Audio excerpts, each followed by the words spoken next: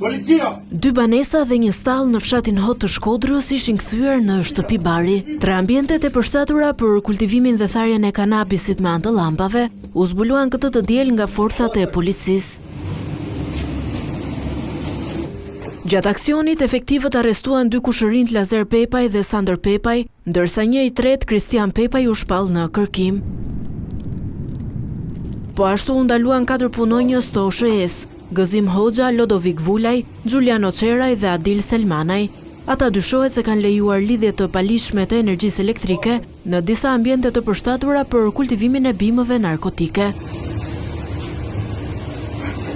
Gjatë operacionit u sekuestruan 1100 bim kanabis, 1 kg e 800 gram kanabis në formë boqe, 300 lampa, si edhe aspirator, panele neoni e filtra ajri që përdoreshin për kultivimin e drogës.